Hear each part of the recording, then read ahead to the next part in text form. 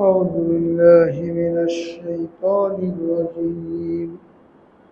بسم الله الرحمن الرحيم. يوم تجد كل نفس ما عملت من خير محضرا وما عملت من سوء تود لو أن بينها وبينه أمدا بعيدا ويحذركم الله نفسه والله رؤوف بالعباد.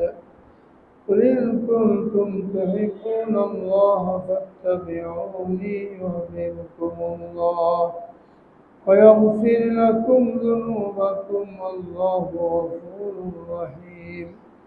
قل أطيعوا الله والرسول فإن تولوا فإن الله لا يحب الكافرين. صدق الله العظيم وصدق رسوله النبي الكريم ونحن على ذلك من الشاهدين والشاكرين. الحمد لله رب العالمين. الحمد لله আল্লাহ রাব্বুল আলামিনের লাখ কোটি শুকরিয়া যে আল্লাহ রাব্বুল আলামিন আমাদেরকে দুনিয়াতে আশরাফুল মাখলুকাত হিসাবে প্রেরণ করেছেন। দুনিয়া এবং আখিরাতে আমরা কিভাবে পরিপূর্ণ সফলতা লাভ করতে পারি সেজন্য কোরআন হাদিসের মাধ্যমে আমাদেরকে দিক নির্দেশনা প্রদান করেছেন।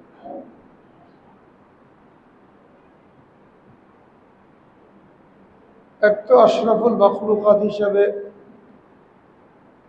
আল্লাহ রাব্বুল আলামিন আমাদেরকে অনেক বড় নিয়ামত এবং সম্মানে ভূষিত করেছেন।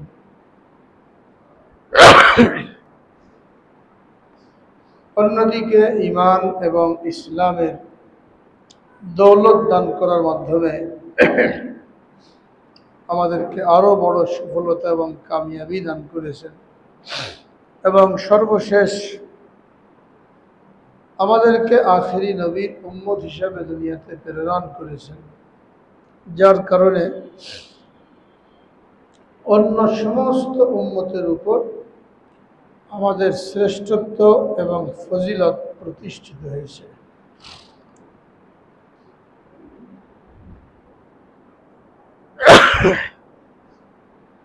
আমাদের নবীজি সাল্লাল্লাহু আলাইহি ওয়াসাল্লাম যেমন জান্নাতে যাওয়ার আগে অন্য কোনো নবীর উম্মত জান্নাতে যেতে অন্য কোনো নবী জান্নাতে যেতে পারবে না, অনুরূপভাবে উম্মতে মুহাম্মাদি জান্নাতে না যাওয়া পর্যন্ত অন্য কোনো উম্মত জান্নাতে যেতে পারবে না। এক একটা নিয়ামত এত বড়, যদি আমরা এই একটা নিয়ামতের শুকরিয়া আদায় করতে চাই তাহলে আমাদের জীবনের সমস্ত আমল শেষ হয়ে যাবে, কিন্তু একটা নিয়ামতের শুকরিয়া আদায় করে শেষ করতে পারবো না। যা কিছু করছি আমরা দুনিয়াতে, প্রত্যেকটা কাজ ছোট হোক কিংবা বড় হোক, কিয়ামতের ময়দানে উপস্থিত করা হবে। যেরকম সূরা ইযা যুলজিলার মধ্যে আল্লাহ রাব্বুল আলামিন জানিয়ে দিয়েছেন, ফামান ইয়ামাল মিসকালা যাররাতিন খায়রান ইয়ারাহ ওয়া মান ইয়ামাল মিসকালা যাররাতিন শাররান ইয়ারাহ। যাররা, আমরা বলি কথায় যে যাররা বরাবর। যাররা কি জিনিস? যাররা হলো এত ক্ষুদ্র, করেন একটা সরিষাকে যদি 70 ভাগ করা হয়, সরিষার দানা, এটাকে যদি 70 ভাগ করা হয় তাহলে তার একটা ভাগ হলো যাররা। রোদ যখন কোনো ছোট্ট ছিদ্র দিয়ে জানালা বা দরজার রোদের আলো এসে পড়ে, তো রোদের মধ্যে অনেক কিছু উঠতে দেখা যায়, ধুলা, যেটা খালি চোখে দেখা যায় না কিন্তু রোদের মধ্যে দেখা যায়, অথবা অনুবীক্ষণ দিয়ে দেখা যাবে, এটা হলো যাররা। এই পরিমাণ নেকি কিংবা বদিও যে ব্যক্তি করবে ওইটাও সে কিয়ামতের দিন উপস্থিত পাবে। সূরা আলে ইমরানের যে আয়াতটা তেলাওয়াত করা হলো, এখানে আল্লাহ রাব্বুল আলামিন বলেন ইয়াউমা তাজিদু কুল্লু নাফসিম মা আমিলাত মিন খাইরিন মুহদারা ওয়া মা আমিলাত মিন সু। স্মরণ করো ওই দিনের কথা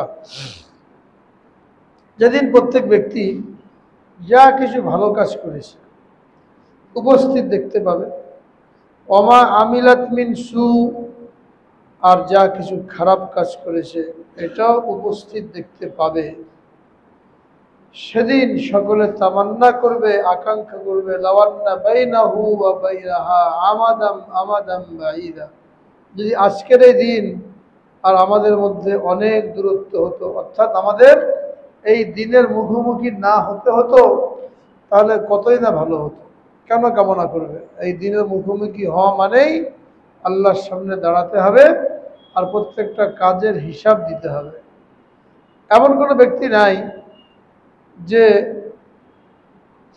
পরিপূর্ণ আস্থার সাথে, ইয়াকিনের সাথে, ভরসার সাথে সেদিন এটা মনে করতে পারবে যে আমার আল্লাহর সামনে দাঁড়াতে কোনো ভয় নাই, কোনো অসুবিধা নাই, আমি তো সব করে আসছি। কারণ আম্বিয়া কেরাম পর্যন্ত তো আল্লাহ পাকের সামনে দাঁড়াতে ভয় করবেন। যখন কিয়ামতের ময়দান কায়েম হবে, মাথার উপরে সূর্য থাকবে, জাহান্নামকে হাসরের ময়দানে হাজির করা হবে, 70,000 শেকল দিয়ে জাহান্নামটাকে বেঁধে রাখা হবে, একটা চলন্ত ট্রেনের মতন মনে করেন। 70,000 শেকল এটা দিয়ে চারিদিকে বাঁধা থাকবে, এক একটা শেকল 70,000 ফেরেশতা ধরে রাখবে, যেন জাহান্নাম হাসরের ময়দানে চলে আসতে না পারে। হাসরের ময়দানে মানুষ উপস্থিত, মুতিঈনা মুকনিঈ রুউসিহিম। হাসরের ময়দানে দৃশ্য আল্লাহ রাব্বুল আলামিন কোরআনে পাকের বিভিন্ন পাড়ায়, বলতে গেলে প্রত্যেকটা পাড়ায় হাসরের ময়দানের চিত্র, ভয়াবহ অবস্থা তুলে ধরেছে মানুষকে সতর্ক করার জন্য। হাসরের ময়দানে কি অবস্থা হবে প্রত্যেকটা পাড়ার মধ্যেই হাসরের ময়দানে ভয়াবহতা তুলে ধরা হয়েছে। জাহান্নাম তর্জন গর্জন করবে, চিৎকার করতে থাকবে, শেকল ছিঁড়ে হাসরের ময়দানে যেখানে মানুষ উপস্থিত ওখানে চলে আসতে চাইবে। মনে করেন এতগুলো লোক বসা আছে, একটা বাঘ বাইরে কেউ ধরে রেখেছে রশি তার হাতে, সে রশিটা ছিঁড়ে এখানে আসতে চায়, বারবার গর্জন করে, হুঙ্কার দিচ্ছে। তো এখানে যে লোকগুলো বসে আছে, লোকগুলো কি অবস্থা? বাঘের রশি ওই লোকের হাতে, কিন্তু যে কোনো মুহূর্তে সে রশি ছেড়ে চলে আসতে পারে। যে লোকগুলো বসে থাকবে এরা কি নিশ্চিন্তে বসে থাকতে পারবে? হাসরের ময়দানে ভয়াবহতা এটা তো একটা উপমা, একটা দৃষ্টান্ত বোঝার জন্য। এর চাইতে 1000 গুণে ভয়াবহ, যেটাকে বলা হয়েছে বিভীষিকাময়, যেটা কল্পনা করা যায় না। এই সম্পর্কে আল্লাহ রাব্বুল আলামিন বারবার সতর্ক করেছেন যে ওই দিন সম্পর্কে তোমরা সতর্ক হয়ে যাও। হাদিসের মধ্যে বলা হয়েছে কিয়ামতের দিন মানুষ যখন উপস্থিত হবে, আল্লাহ রাব্বুল আলামিন আরশে সমাসীন হবেন, বিচারের জন্য হাসরের ময়দানে নেমে আসবেন। লাইসা বাইনাহু ওয়া বাইনাহুম তারজুমান, আল্লাহর মধ্যে আর মানুষের মধ্যে কোনো দোভাষী থাকবে না। দুনিয়াতে কারোর সাথে, বড় কারোর সাথে কথা বলতে হলে হয়তো ভাষার সমস্যা থাকে, মাঝখানে তর্জমান থাকে, দোভাষী থাকে, তার মাধ্যমে কথা বলা হয়। কিয়ামতের ময়দানে আল্লাহর বান্দার মধ্যে কোনো দোভাষী থাকবে না, সরাসরি প্রত্যেকটা বান্দার সাথে আল্লাহ রাব্বুল আলামিন কথা বলবে, মুখোমুখি, মাঝখানে কোনো উকিল নেই। তার সামনে আমলনামা উপস্থিত করা হবে। আল্লাহ তাআলা বলবেন, দেখো তোমার আমলনামা, ইকরা কিতাবাক কাফা বিনাফসিকা আল-ইয়াওমা আলাইকা হাসিবা। তোমার আমলনামা পড়ো, তোমার আমলনামা বোঝার জন্য, পড়ার জন্য তুমি যথেষ্ট, কাউকে পড়ে শোনাতে হবে না, জেরা করতে হবে না। সে আমলনামা পড়বে, একটা জিনিস পড়বে আর সব মনে পড়বে। যেমন দুনিয়াতে কারোর আমলনামা যদি রেকর্ড করা হয়, এখন তো ভিডিও করা যায়, ভিডিও করে রাখা হলো, 10 বছর, 20 বছর, 50 বছর পরে যদি ভিডিও ছেড়ে দেওয়া হয় তো সে অস্বীকার করতে পারবে? তারই ঘটনা ঠিক কিয়ামতের ময়দানে কেমন যেন তারে আমলনামার ভিডিও ছেড়ে দেওয়া হবে, অর্থাৎ আমলনামাটা তার সামনে খুলে দেওয়া হবে। হাদিসের মধ্যে আসছে প্রত্যেকের 3টা আমলনামা থাকবে, যেটা দৃষ্টির শেষ সীমা পর্যন্ত খুলে দেওয়া হবে। 50, 60, 70, 100 বছর, 1000 বছর, 500 বছর, এত আমল, প্রতিটি মুহূর্তের আমল কত বিশাল হবে, দৃষ্টির শেষ সীমা পর্যন্ত খুলে দেওয়া হবে। আল্লাহ তাআলা বলবেন, ইকরা কিতাবাক, তোমার কিতাব তুমি পড়ো, কাফা বিনাফসিকা আল-ইয়াওমা আলাইকা হাসিবা, আজকে তোমার হিসাব নেওয়ার জন্য তুমি যথেষ্ট। সে পড়বে আর সব দৃশ্যগুলো তার সামনে আসতে থাকবে। কোথায় কোন কথা বলেছিলাম, কোথায় কোন দৃষ্টিপাত করেছিলাম, কি চিন্তা করেছিলাম, কি পরিকল্পনা করেছিলাম। দুনিয়াতে মানুষ ভুলে যায়, অনেকদিন পরে আর মনে থাকে না, কিন্তু এখানে সব মনে আসবে। তখন সে বলবে, মা লিহাদাল কিতাব লা ইউগাদিরু সগীরাতাও ওয়ালা কাবীরাতান ইল্লা আহসাহা ওয়া ওয়াজাদু মা আমিলু হাযিরা ওয়ালা ইয়াজলিমু রাব্বুকা আহাদা। সে বলবে, আশ্চর্য এই কিতাব, আমলনামা, ছোট বড় কিছুই বাদ দেয় নাই, সব জমা করে ফেলেছে। লা ইউগাদিরু সগীরাতান ওয়ালা কাবীরাতান, ছোট বড় কিছুই বাদ দেয় নাই, ইল্লা আহসাহা, সবগুলোকে জমা করেছে। আল্লাহ রাব্বুল আলামিন বলেন, ওয়াজাদু মা আমিলু হাযিরা, যা কিছু বান্দা করেছিল সব সেদিন উপস্থিত পাবে। আল্লাহ তাআলা জিজ্ঞেস করবেন, আমার ফেরেশতা কি তোমার উপরে কোনো জুলুম করেছে যে কোনো আমল করো নাই ফেরেশতারা লিখেছে, বা করেছেও লেখে নাই? বান্দা অস্বীকার করতে পারবে না। আল্লাহ রাব্বুল আলামিন বলেন, ওয়ানাযাউল মাওয়াজিনাল কিসতা লিয়াউমিল কিয়ামাতি ফালা তুযলামু নাফসুন শাইআ, সেদিন আমি ইনসাফের দাড়িপাল্লা কায়েম করব। কিয়ামতের ময়দানে ইনসাফের দাড়িপাল্লা কায়েম করব, কোনো বান্দার উপরে বিন্দু মাত্র জুলুম করা হবে না, জুলুমের কোনো সুযোগই থাকবে না। সেই ভয়াবহ দিন সম্পর্কে আল্লাহ রাব্বুল আলামিন বলেন, ওই হাযিরকুমুল্লাহু নাফসা, সেদিন তোমার যেন এই আফসোস করতে না হয়, যদি কিয়ামত কায়েম না হতো, যদি আজকে আমি উপস্থিত না হতাম, লাওয়ান্না বাইনাহা ওয়া বাইনাহু আমাদাম বাঈদা, যে আমার মধ্যে আর আজকে দিনের মধ্যে যেন অনেক দূরত্ব হতো, এরকম আফসোস যেন না করতে হয়। আল্লাহ রাব্বুল আলামিন বলেন, ওই হাযিরকুমুল্লাহু নাফসা, তোমাদেরকে আল্লাহ রাব্বুল আলামিন নিজেদের সম্পর্কে সতর্ক করছেন, নিজের নফসের উপরে জুলুম করো না, নিজের নফসকে জাহান্নামী বানিও না। এখন থেকে বাঁচার শুরু কি? বাঁচার শুরু হলো আল্লাহ রাব্বুল আলামিন, আমরা আল্লাহ পাকের নিকট প্রত্যেকে ওয়াদা করে আসছি, মানুষকে দুনিয়াতে পাঠানোর আগে রূহ জগতে হযরত আদম আলাইহিস সালাম থেকে নিয়ে কিয়ামত পর্যন্ত যত মানুষ দুনিয়াতে আসবে, সকলের রূহকে আল্লাহ রাব্বুল আলামিন সর্বপ্রথম সৃষ্টি করেছেন। এরপরে হলো যখন বাচ্চা মায়ের পেটে আসে, 4 মাস হয়, ওই 11টা করে রূহ দিয়ে দেওয়া হয়, কিন্তু রূহ সব তৈরি হয়ে গেছে, তত লোক আসবে। এই সমস্ত রূহগুলিকে পিপীলিকার আকারে আল্লাহ রাব্বুল আলামিন তার সামনে জমা করলেন। যারা নবী হবেন তাদের এই পিপীলিকার মতন শরীরটা একটু জ্বলজ্বল করেছিল, চমকাচ্ছিল। যারা সাধারণ মানুষ তাদেরটা এমনি ছিল। সেখানে সমস্ত রূহগুলোকে একত্রিত করা হলো এবং তাদের মধ্যে একটা বিবেক, বুঝ শক্তি দেওয়া হলো, বোধ শক্তি দেওয়া হলো, যেন কোনো কথা বললে বুঝতে পারে, উপলব্ধি করতে পারে, আবার একটা বুঝ দেওয়া হলো। এরপরে আল্লাহ রাব্বুল আলামিন জিজ্ঞেস করলেন, আলাস্তু বিরাব্বিকুম, আমি কি তোমাদের রব নই? সমস্ত রূহগুলোকে জিজ্ঞেস করে, পিপীলিকার আকারে কোটি কোটি কোটি কোটি যারা আসবে দুনিয়াতে, আলাস্তু বিরাব্বিকুম, এটা বুঝার মতন, উপলব্ধি করার মতন যোগ্যতা, ক্ষমতা সবাইকে দিয়েছিলেন। সবাই প্রশ্নোত্তরে কি বললো? বালা, ক্বালু বালা, সকলে বললো হ্যাঁ অবশ্যই আপনি আমাদের রব।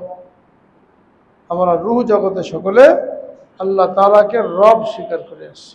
রব মানে কি? রব মানে হলো আপনি আমাদের পালনকর্তা, আমাদের বিধানদাতা, আমাদের রিজিকদাতা, আমাদের জীবনদাতা, আমাদের যা কিছু দরকার সব আপনার পক্ষ থেকেই। রব একটা মাত্র শব্দ, কিন্তু একটা শব্দের মধ্যে বান্দার জন্য, জীবন ধারণ করার জন্য, দুনিয়াতে বেঁচে থাকার জন্য যা কিছু দরকার, এই সব কিছু প্রয়োজন মতন যিনি দেন তিনি হলেন রব। এই জন্য কোরআনে পাকের প্রথম আয়াত আলহামদুলিল্লাহি রাব্বিল আলামিন। কার প্রশংসা? রব্বুল আলামিন। রব বলা হয়েছে, শুধু মানুষই না, প্রত্যেকটা মাখলুককে তার পরিণতি পর্যন্ত ধীরে ধীরে ধাপে ধাপে যিনি পৌঁছান তিনি হলেন রব।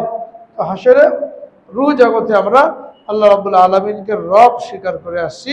এর অর্থ হলো আমরা আপনারই আনুগত্য করব, আপনারই হুকুম মানব, আপনারই দাসত্ব করব, আপনার সামনেই মাথা নত করব। এখন কথা হলো, কেউ বলতে পারে আমার তো মনে নাই আমি এরকম কিছু বলেছিলাম কিনা। আমার আপনার মনে থাকুক আর না থাকুক, আল্লাহ পাকের কথা সত্য, মনে নাই বলেই ওটাকে মনে করে দেওয়ার জন্য আল্লাহ রাব্বুল আলামিন লক্ষাধিক আম্বিয়া কেরামকে পাঠিয়েছেন।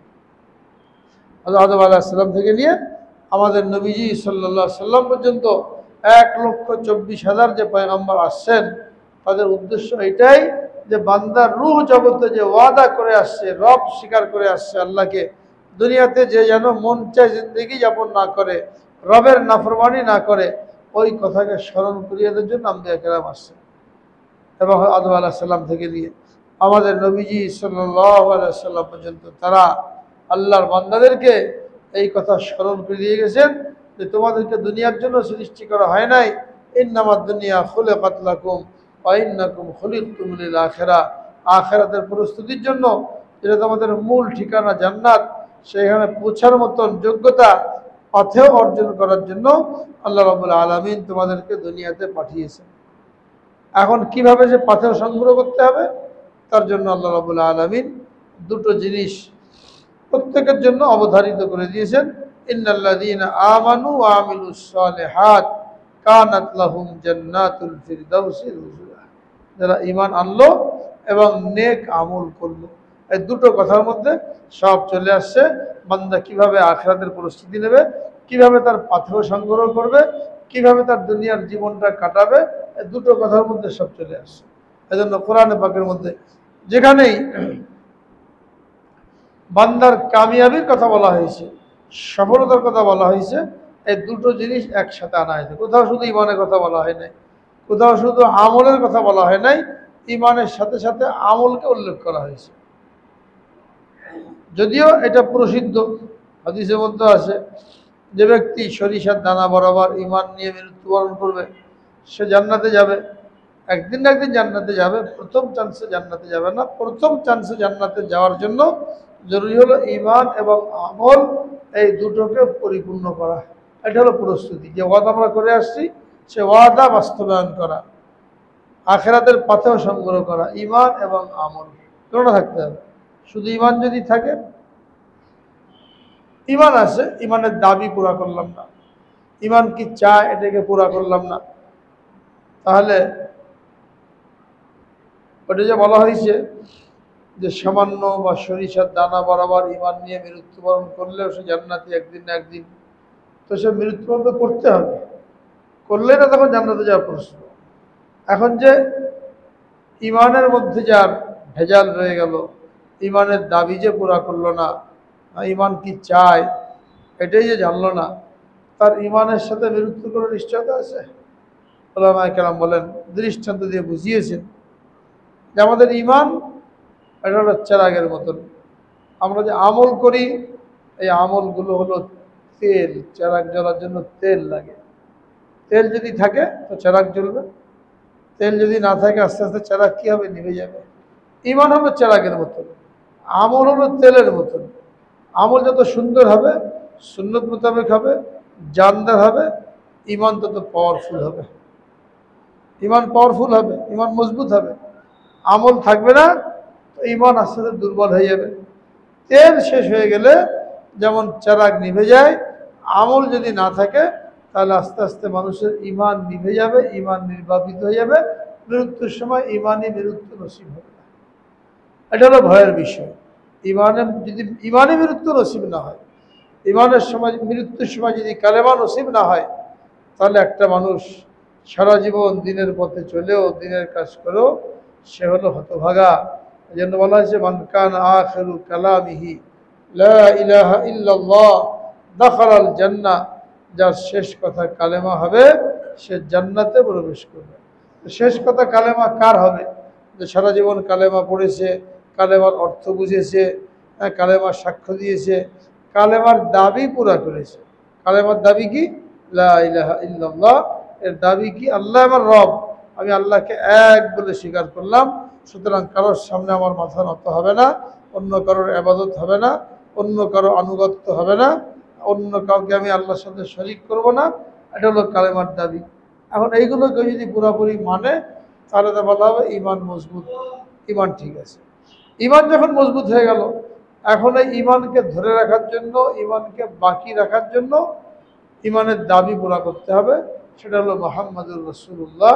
কালেমার দ্বিতীয় অংশ, রাসূল আকরাম সাল্লাল্লাহু আলাইহি সাল্লামকে পাঠানো হয়েছিল বান্দার ইমান মজবুত করার জন্য। কাশের উপরে ইমান আনতে হবে এবং ইমানের পরিপূর্ণতার জন্য আমলগুলো কিভাবে করতে হবে, এটা তিনি তিনার নবুয়তের 23 বছরের জিন্দগির আমল দ্বারা উম্মতের সামনে রেখে গেছেন। কোথাও কোনো অস্পষ্টতা নেই, সব রেখে গেছেন কোন আমল কিভাবে করতে হবে।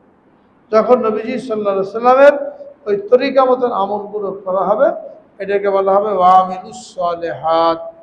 এই জন্য কোরআনে পাকের মধ্যে যেখানেই আমলের কথা বলা হয়েছে, কোথাও শুধু আমল বলা হয় নাই যে ইমান আনলো আমল করলো। যত আয়াত আছে ইমানের সাথে আমলের কথা আনা হয়েছে। ইমান আমল, ইমান আমল। আবার আমলের সাথে সালেহ এই শব্দটা লাগানো হয়েছে। প্রত্যেকটা আয়াত তালাশ করেন, মান আমিলা সালিহাম মিন যাকারিন আও উনসা ওয়া হুয়া মুমিন ফালানুহইয়ান্নাহু হায়াতান তাইয়্যিবা। এই আয়াতের মধ্যে আল্লাহ রাব্বুল আলামিন বলেন, নারী হোক কিংবা পুরুষ, ইমান আনার পরে যে আমলে সালেহ করলো, নেক আমল করলো, ওমান আহসানু কাওলাম মিম্মান দাআ ইলাল্লাহি ওয়া আমিলা সালিহা ওয়া ক্বালা ইন্নানী মিনাল মুসলিমিন। এই আয়াতের মধ্যে বলেছেন পাক্কা মুসলমানকে, পরিপূর্ণ মুসলমানকে, যার মধ্যে তিনটা জিনিস পাওয়া যায়, তিনটা গুণ পাওয়া যায়, সে হলো পাক্কা মুসলমান। তার কথা সবচেয়ে বেশি পছন্দনীয় আল্লাহ তাআলার নিকট। এক নম্বরে বলা হয়েছে দাআ ইলাল্লাহ, আল্লাহর দিকে ডাকে মানুষকে। অর্থাৎ নিজে তো ইমানদার আছেই, এরপরে নিজের ইমান নিয়ে বসে থাকে না, নিজেই নিজের জন্য জান্নাতে যাওয়ার ফিকির করে না। নবীদের যে কাজ ছিল, আখেরি নবীর মাধ্যমে নবুয়তের সিলসিলা খতম হয়ে যাওয়ার কারণে এই দায়িত্ব উম্মতে মুহাম্মাদিকে দেওয়া হয়েছে। এই দায়িত্ব পালন করতে যেয়ে সে কি করে? দাআ ইলাল্লাহ, মানুষকে আল্লাহর দিকে ডাকে, নামাজের কথা বলে, আমলের কথা বলে, গুনাহ পরিত্যাগ করার কথা বলে, জাহান্নাম থেকে বাঁচার কথা বলে, জান্নাতের দিকে যাওয়ার রাস্তা বলে দেয়। এই সবগুলো হলো দাআ ইলাল্লাহ, আল্লাহর দিকে ডাকে। আল্লাহ ভোলা বান্দাকে আল্লাহর সাথে মিলিয়ে দেয়, যেটা আম্বিয়া কেরামের জিম্মাদারি ছিল, যে দায়িত্ব পালন করার জন্য আল্লাহ রাব্বুল আলামিন লক্ষাধিক আম্বিয়া কেরামকে পাঠিয়েছিলেন। আখেরি নবী দুনিয়া থেকে যাওয়ার পরে সেই জিম্মাদারি এই উম্মতের উপরে। এই জন্য এক নম্বরে বলা হয়েছে দাআ ইলাল্লাহ। এই দায়িত্ব পালন করতে যেয়ে তারা আল্লাহকে ডাকে মানুষের দিকে, অর্থাৎ দিনের মেহনত করে। আর এই মেহনত করতে যে ওটাকে মূল উদ্দেশ্য বানায় না যে নিজের আমলের কথা ভুলে গেল, খুব দাওয়াত দিলাম মানুষকে, খুব নামাজি বানালাম, কিন্তু নিজে নামাজ পড়ি না, বা নামাজ পড়লে আমার নামাজ কেন না সহি তরিকে হয় না, এটা পছন্দনীয়। এটা ইহুদিদের স্বভাব, যেটা নিয়ে আল্লাহ রাব্বুল আলামিন নিন্দা করেছেন। আতামুরুনান নাসা বিল বির ওয়া তানসাউনা আনফুসাকুম, তোমার লোকদেরকে নেকির কাজের, ভালো কাজের নির্দেশ দাও আর নিজেদেরকে ভুলে যাও। আমার জন্য আখিরাত ঠিক করতে যে আমি আমার নিজের আখিরাতকে বরবাদ করলাম, এরকম যেন না হয়। আমার দুজনে ফিকির করতে হবে, তাকেও জান্নাতি বানানোর মিশনে নামতে হবে, সাথে সাথে আমার আমল যেন সুন্নত পরিপন্থী না হয়। এই জন্য বলছেন দাআ ইলাল্লাহ, তার চাইতে ভালো কে হতে পারে, তার কথার চাইতে ভালো উত্তম কথা কার হতে পারে, যে মানুষকে আল্লাহর দিকে ডাকে। দুই নম্বরে কি বলছেন? ওয়ামিলা সালিহা, এবং নেক আমল করে। ওই নেক আমল সালিহা, শুধু আমল না, নেক আমল। ইন্নাল্লাযীনা আমানু ওয়া আমিলুস সালিহাত কানাত লাহুম জান্নাতুল ফিরদাউসি নুজুলা। এই আয়াতের মধ্যে আল্লাহ বলেছেন, যারা ঈমান আনলো এবং নেক আমল করলো, তাদের জন্য জান্নাতুল ফিরদাউসের ফয়সালা। দুনিয়ার বুকে কোন রাষ্ট্রের মধ্যে খেলাফত কখন কায়েম হবে, ইসলামী হুকুমত কখন কায়েম হবে, এটা আল্লাহ তাআলা বলে দিয়েছেন।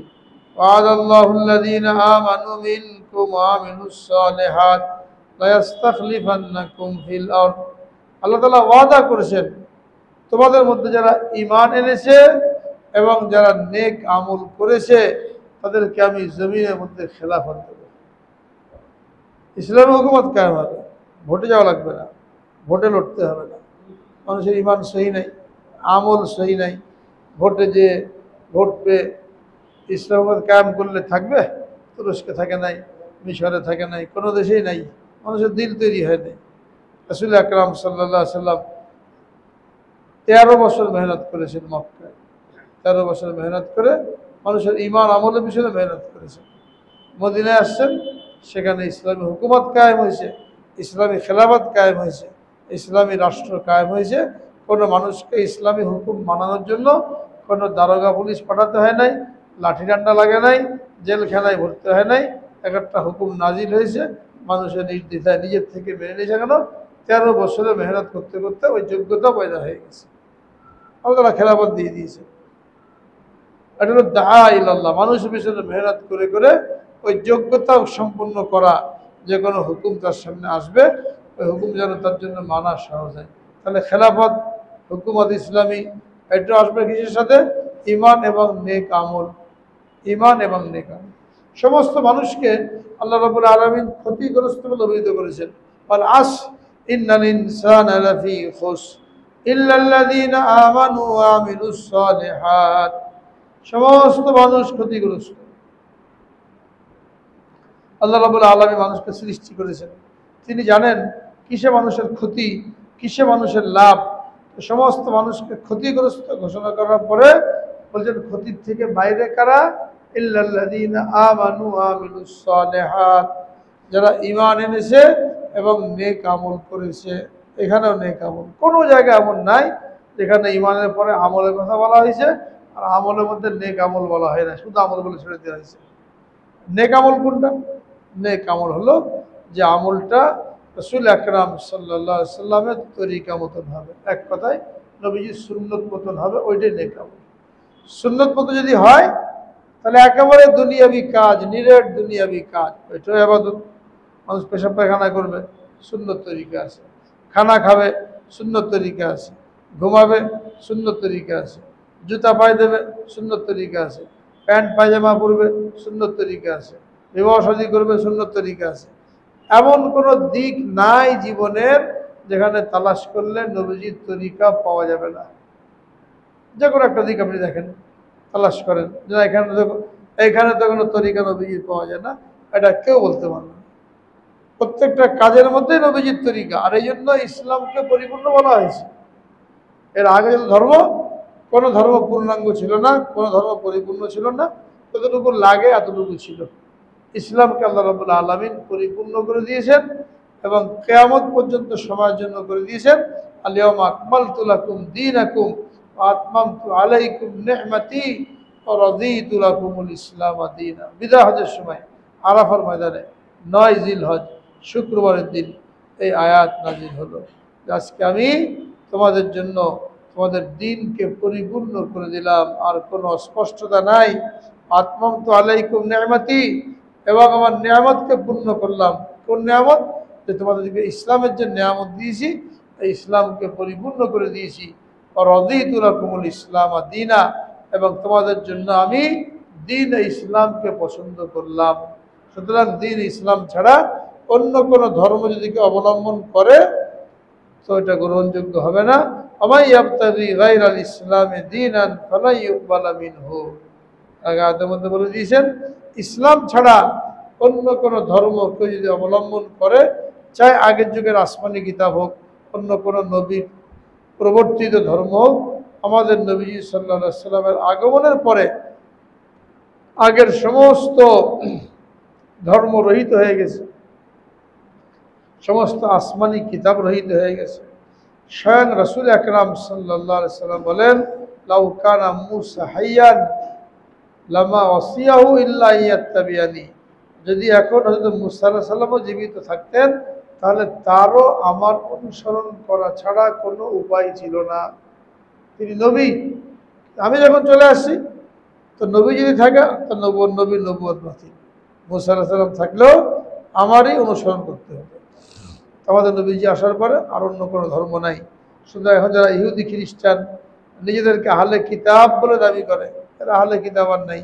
কারণ আহলে কিতাব মানে কিতাব মানবে। তাওরাত জবুরের মধ্যে, ইনজিলের মধ্যে রাসূল আকরাম সাল্লাল্লাহু আলাইহি সাল্লামের হুলিয়া মুবারক, আকার আকৃতি, আখলাক, গুণাবলী এগুলো খুলে খুলে বর্ণনা করা হয়েছে, যাতে করে চিনতে অসুবিধা না হয় যে আমাদের কিতাবে এই নবীর কথাই বলা হয়েছিল।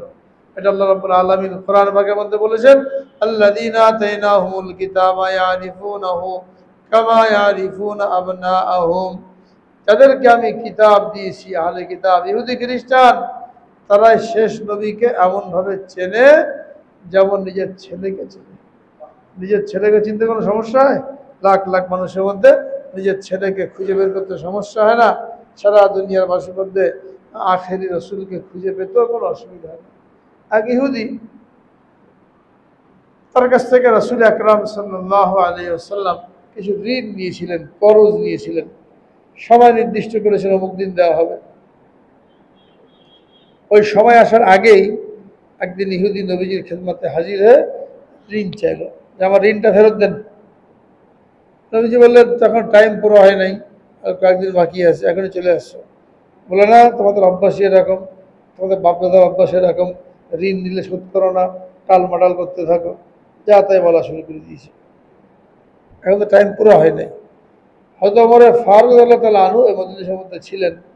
উনি এগুলো শুনিতে ভীষণ রাগান্বিত, এত বড় সাহস, এমনি তো সময় পুরো হয় নাই, আবার বাপ দাদা বংশ তুলে গালি দিচ্ছে।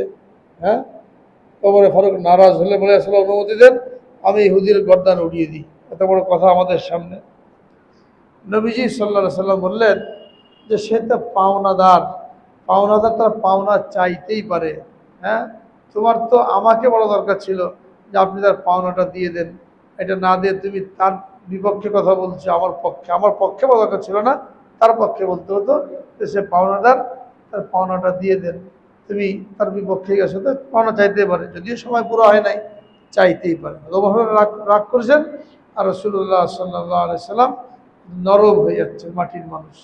হ্যাঁ, এরপরে ঋণটা পরিশোধ করার জন্য নির্দেশ দিল বেলালকে। ইহুদি বলল যে আসলে আমি ঋণটা নেওয়ার জন্য আসি নাই, সময় পুরো হয় নাই, এটা আমি জানি। আমাদের কিতাবের মধ্যে আপনার যে গুণাবলী বয়ান করা হয়েছিল যে শেষ নবীর গুণাবলী এই হবে, এই পর্যন্ত আমি সমস্ত গুণগুলি ঠিক ঠিক পেয়েছি।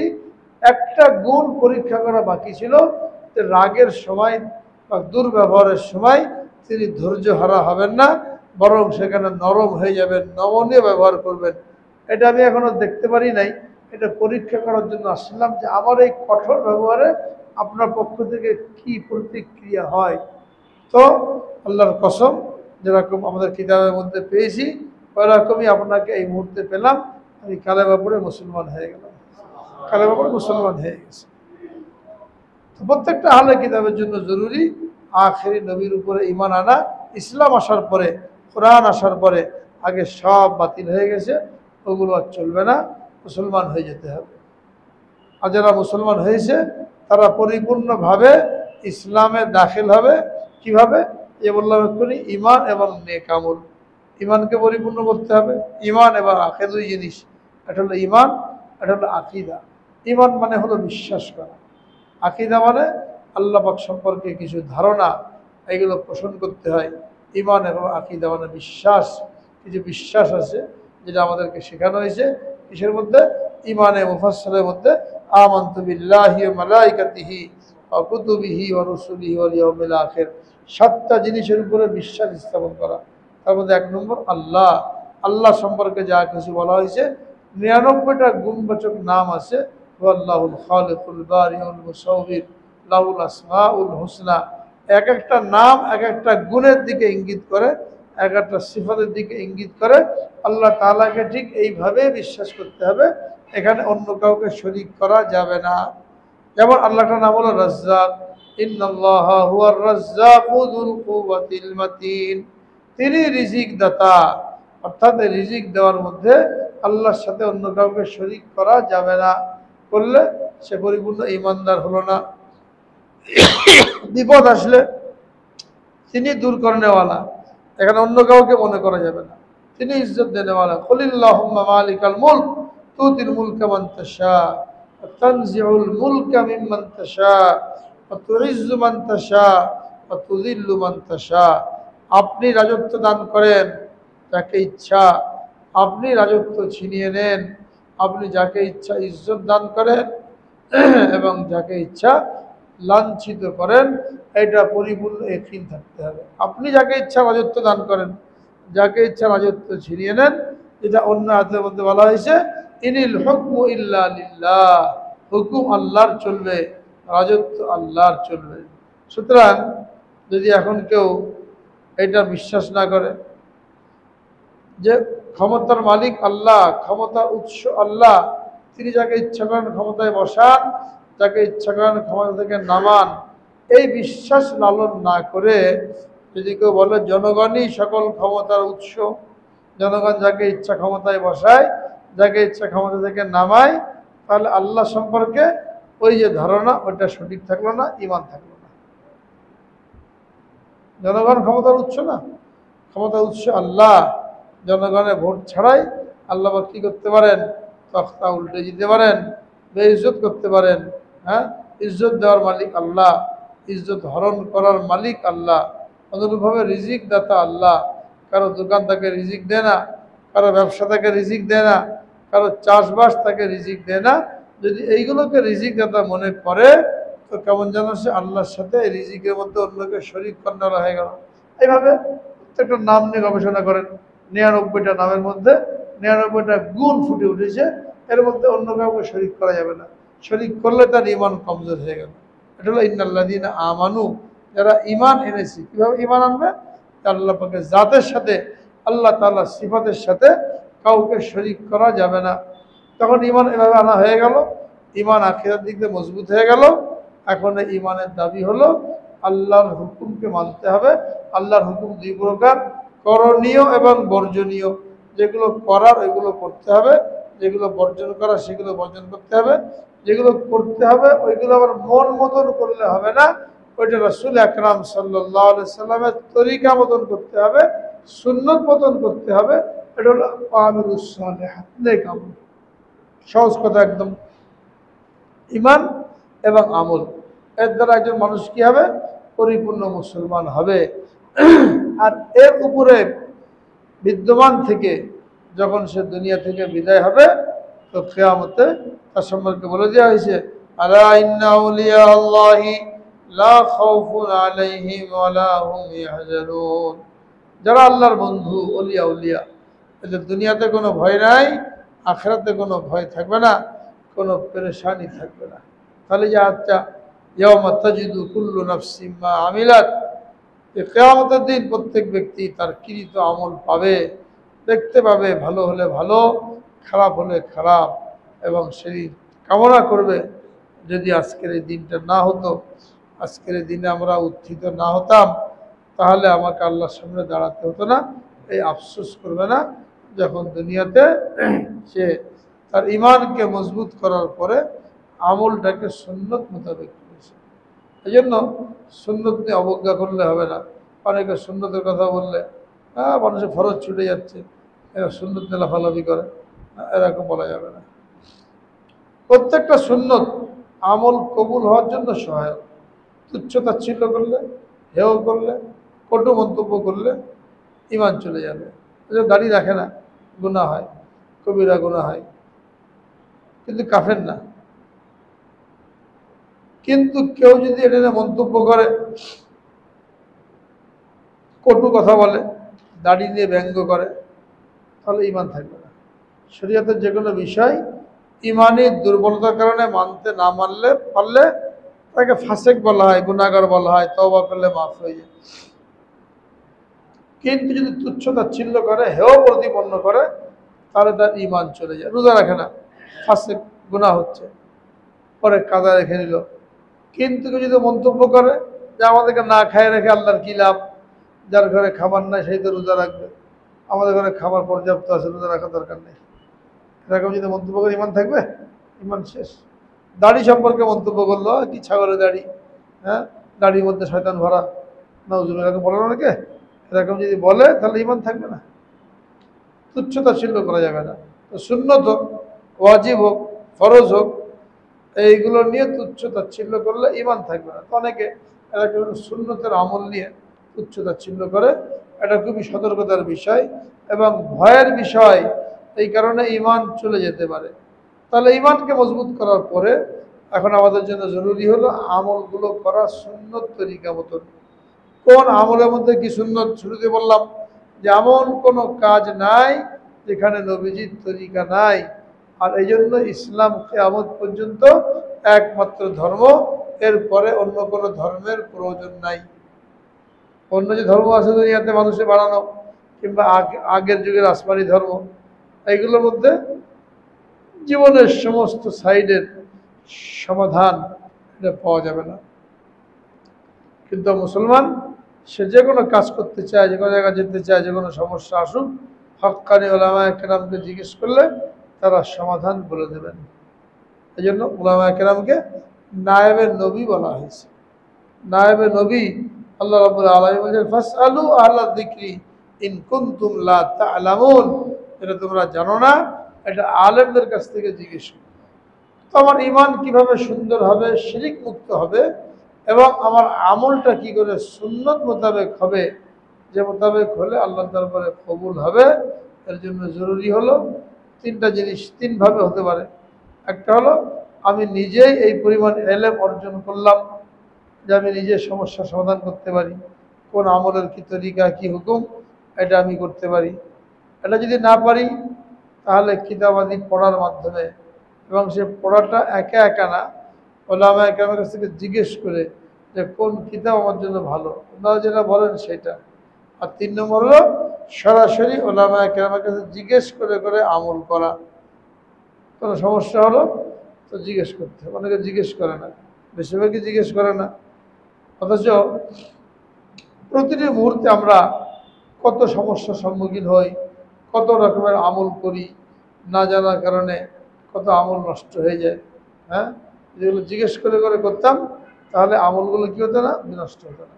এই জন্য হক্কানি ওলামাকে সাথে সম্পর্ক রাখা, এদের কাছ থেকে জিজ্ঞেস করে আমল করা। তো নবীজি দায়িত্ব দিয়ে গেছেন আল উলামা ওয়ারাসাতুল আম্বিয়া, ওলামায়ে কেরাম আম্বিয়াদের ওয়ারিস। জিজ্ঞেস করতে হবে। শুধু তালাকের মধ্যে পড়ে গেলে তখন মশলা জিজ্ঞেস করতে যায়, তালাক হয়েছে কি হয় নাই, আর বাকি অন্য কোনো মশলার মধ্যে কোনো যোগাযোগ নেই। প্রতিটি মুহূর্তে প্রত্যেক দিন মানুষ কত মশলার সম্মুখীন। 2 রাকাত নামাজ পড়তে তো কত মশলা লাগে, অথচ এটা আমরা জিজ্ঞেস করি না, জানারও চেষ্টা করি না। জানার চেষ্টা করো, জিজ্ঞেস করো। একা একা পড়লে বুঝে আসে না। এই জন্য নিরাপদ হলো হক্কানি ওলামা কেরামকে চিনে, তাদের সাথে সম্পর্ক রেখে, তাদের কাছ থেকে মাসাইল জেনে জেনে আমল করা, সুন্নতগুলি জেনে তার উপরে আমল করা। তাহলে কিয়ামতে আফসোস করতে হবে না। যদি কিয়ামত কায়েম না হতো, যদি আজকে আমি এখানে উপস্থিত না হতাম। এই কারণে আল্লাহ রাব্বুল আলামিন কোরআনে পাকের মধ্যে বিভিন্ন জায়গায় ওলামায়ে কেরামকে তাদের প্রশংসা করে তাদের কাছ থেকে জিজ্ঞেস করতে বলেছেন। স্বয়ং রাসূল আকরাম সাল্লাল্লাহু আলাইহি সাল্লামকে সাহাবা কেরাম জিজ্ঞেস করেছিলেন যে আমরা আপনার পরে কার কাছ থেকে শিখব। তিনি হযরত ওমর ফারুক এবং আবু বকর সিদ্দিক রাদিয়াল্লাহু তাআলা আনহু তাদের দিকে ইশারা করেছেন। পরে তারা খলিফা হবেন, আমিরুল মুমিনিন হবেন। হ্যাঁ, এদের কাছ থেকে জিজ্ঞেস করো। আর এক হাদিসের মধ্যে স্পষ্ট বলে দিয়েছেন আল হালালু বাইয়িন ওয়াল হারামু বাইয়িন ওয়া বাইনাহুমা মুতাশাবিহাত। আল্লাহ রাব্বুল আলামিন হারামকে স্পষ্ট করে দিয়েছেন, হালালকে স্পষ্ট করে দিয়েছেন, এর মাঝখানে কিছু রেখেছেন অস্পষ্ট, বান্দাকে পরীক্ষা করার জন্য। বান্দা এখানে কোনটাকে অবলম্বন করে, ইচ্ছা মতন চলে নাকি শরীয়তে পাবন্দি করে। সাহাবাগণ জিজ্ঞেস করলেন এই মুতাশাবিহাত এটা আমরা কোত্থেকে জানবো? তো বললেন মিন উলামাইকুম, তোমাদের মধ্যে যারা আলেম ওলামা আছে এদের কাছ থেকে তোমরা এটা জেনে নেবে যেটা শরীয়তের মধ্যে স্পষ্ট করা হয় নাই। আর এই জন্য ওলামায়ে কেরামকে নায়েবে নবী বলা হয়েছে, এবং তাদের ফজিলত বলা হয়েছে মা বাইনান নাবিয়্যিন ওয়াল উলামা দারাজাতুন ওয়াহিদাতুন ফিল জান্নাহ। নবী এবং আলেমদের মধ্যে জান্নাতে মাত্র একটা স্তরে পার্থক্য থাকবে। নবীরা সবার উপরে থাকবেন, তার নিচে ওলামায়ে কেরামের স্তর হবে। এরপরে অন্য অন্য আমলওয়ালা, হাজি হোক, গাজী হোক, মুজাহিদ হোক, কিন্তু 2 নম্বরে জায়গা ওলামায়ে কেরামের। তাদেরকে স্বয়ং রাসূল আকরাম সাল্লাল্লাহু আলাইহি ওয়াসাল্লাম নিজের ওয়ারেস বলে অভিহিত করেছেন। তো নিজের ঈমানকে বাঁচানোর জন্য এবং আমলকে সুন্নত মোতাবেক করার জন্য আমাদের প্রত্যেকের জন্য জরুরি হলো হক্কানি আলেমের সাথে ব্যক্তিগতভাবে সম্পর্ক রাখা, তার কাছ থেকে পরামর্শ নেওয়া। শুধু নামাজ কালামের ব্যাপারেই না, বরং দুনিয়াদারির ব্যাপারেও পরামর্শ নেওয়া। ছেলে মেয়েকে মানুষ করবো কীভাবে, ছেলে মেয়েকে কোন কোন জায়গা পড়াবো, কি পড়াবো, বিয়ের সময় কেমন ধরনের পাত্র দেখবো, ওখানে মেয়ের বিয়ে দেওয়া যাবে কি না, এইগুলো জিজ্ঞেস করা। শুধুমাত্র মশলা জিজ্ঞেস করলাম, তালাকের মশলা জিজ্ঞেস করলাম, এটা না। জীবনের প্রতিটি ক্ষেত্রের মাসায়েল জিজ্ঞেস করা। এর দ্বারা কী হবে? ওই আয়াতের উপর আমল হবে, এই হাদিসের উপর আমল হবে। আমলটা সুন্নত মোতাবেক হবে, আর সুন্নত মোতাবেক হলে ওই আমলটাই আল্লাহ পাকের দরবারে গ্রহণযোগ্য। সুন্নত হলো মাপকাঠি, মেয়ার বলা হয়েছে। কোনো আমল আল্লাহ পাকের দরবারে কবুল হওয়ার জন্য এটা মাপকাঠি। মাপকাঠি মতন না হলে তো আমরা দুনিয়াতে কাউকে কোনো অর্ডার দিলাম একটা জিনিস বানাতে, সে মাপ মতন বানাই নাই, তো মাপের বাইরে যত সুন্দর করেই বানাক, এটা কেউ গ্রহণ করবে যে মাপ মতন হয় নাই?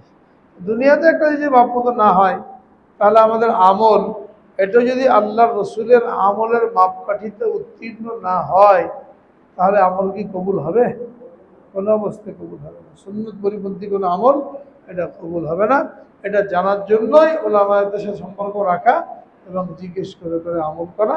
তাহলে কিয়ামতের ময়দানে এই যে বান্দা লজ্জিত হবে, লাঞ্ছিত হবে, এই অবস্থার মুখোমুখি হতে হবে। আল্লাহ পাক সকলকে সহি বুঝদান করেন। ওলামাদের সাথে সম্পর্ক রেখে আমাদের জীবন পরিচালনা করার তৌফিক দান করেন।